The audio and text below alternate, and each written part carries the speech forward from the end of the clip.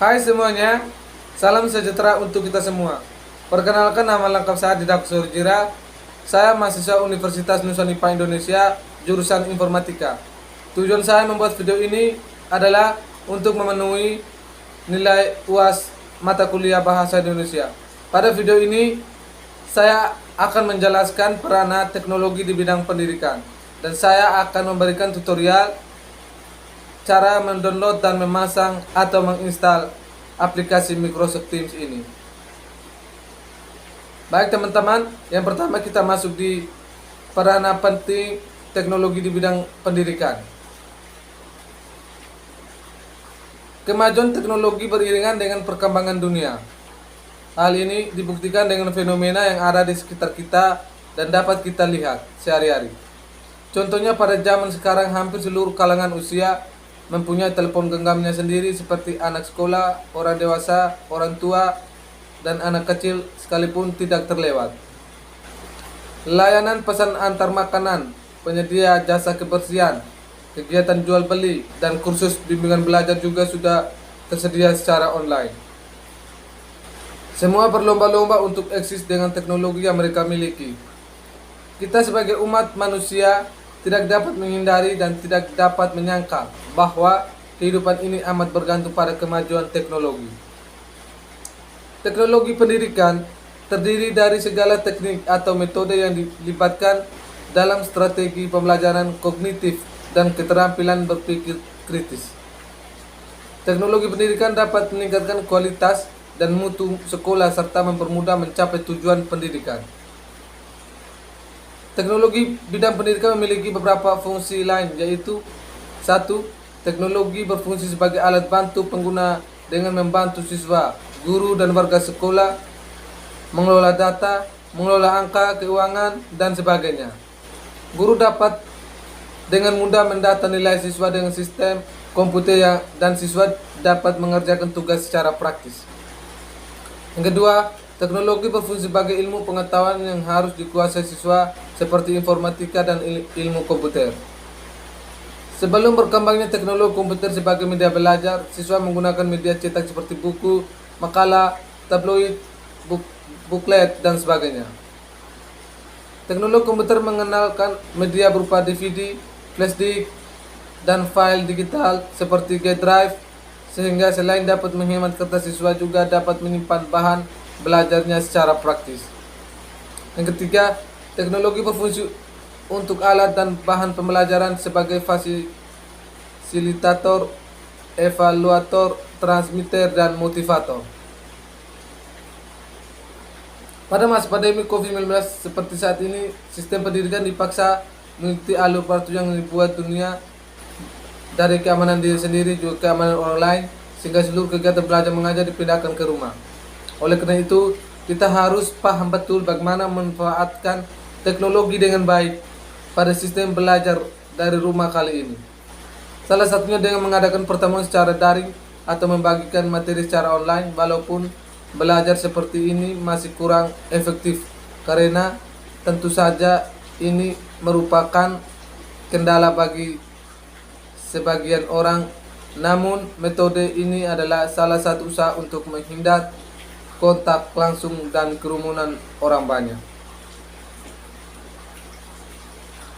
Baik teman-teman, sekarang saya akan menjelaskan bagaimana cara menggunakan Microsoft Teams di laptop atau PC kalian masing-masing.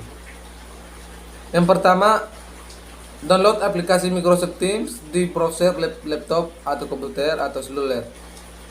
Yang kedua, install dan mulai Teams.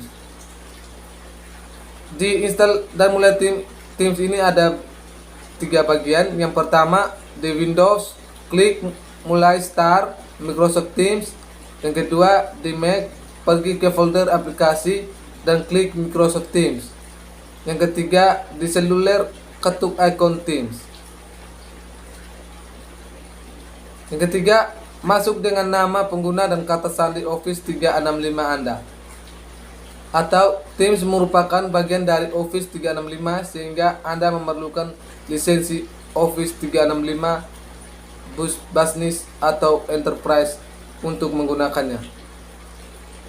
4. Klik menu Teams. Teams adalah kumpulan orang, percakapan, file, dan alat semuanya di satu tempat. Saluran adalah diskusi dan dalam tim yang dikhususkan untuk departemen, proyek, atau topik. Di sini Anda bisa membuat Teams dengan cara klik Create New Team atau Join a Team. Jika sudah memiliki tim, satu cara membuat tim atau Create New Team.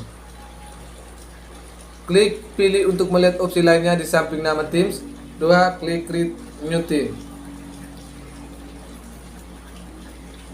Di sini Anda bisa membuat Teams dengan cara klik Create New Team atau Join a Team jika sudah mulai tim.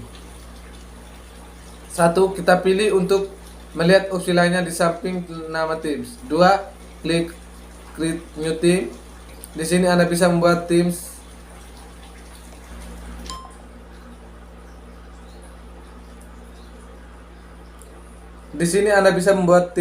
dengan cara klik Create New Team atau Join a Team jika sudah memiliki tim. Yang ketiga, masukkan nama dan deskripsi untuk tim Anda. 4. Pilih privat jika Anda ingin orang meminta izin untuk bergabung atau pilih publik.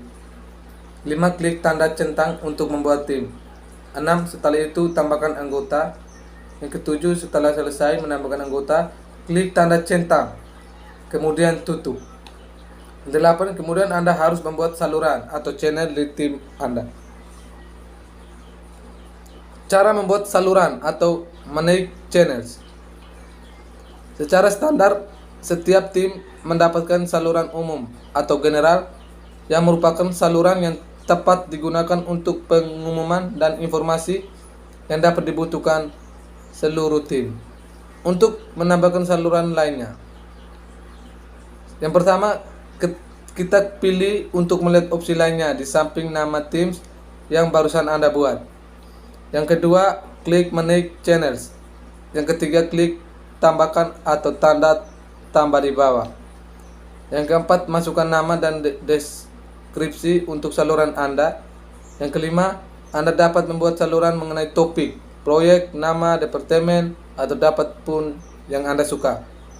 Yang keenam, pilih tampilkan saluran ini secara otomatis dalam daftar saluran semua orang jika Anda ingin saluran ini secara otomatis terlihat di daftar saluran semua orang. Ketujuh, klik tanda centang jika sudah selesai. Mengelola tim atau manage members. Yang pertama, klik pilih untuk memilih opsi lainnya di samping nama tim yang Anda barusan buat.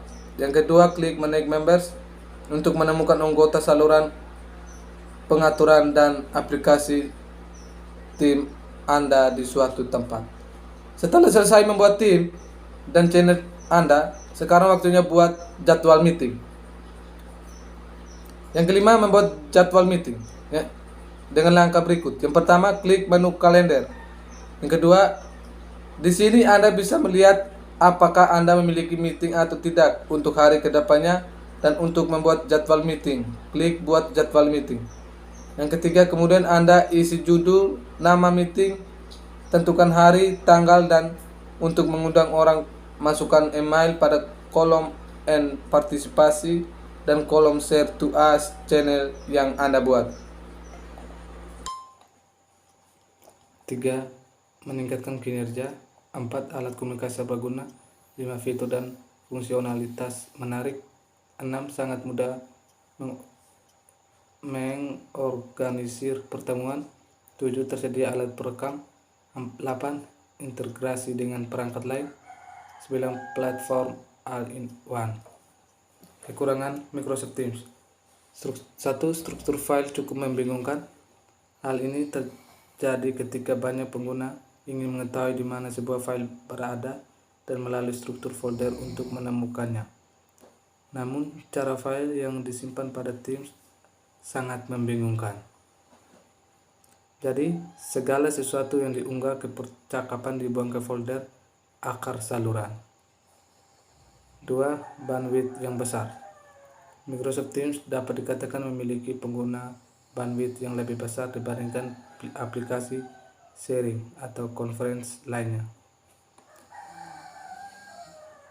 Sekarang kita memasuki fitur Microsoft Teams. Saya akan menjelaskan fitur Microsoft Teams ini. Fitur yang terdapat dalam Microsoft Teams dapat pengguna lihat pada poin berikut ini. Yang pertama, berbagi file. Pengguna dapat membagikan file kepada rekan kerja secara real time dan dapat dikolaborasi supaya bekerja jauh lebih cepat dan praktis. 2. Berbagi layar. Fitur yang memungkinkan pengguna membagikan informasi terbaru kepada semua orang dengan berbagi layar, sehingga audiens dapat melihat konten yang sama. 3. Latar belakang custom. Pengguna dapat mengatur virtual dengan memilih, mengunggah atau memburamkan latar belakang. 4. Konferensi video.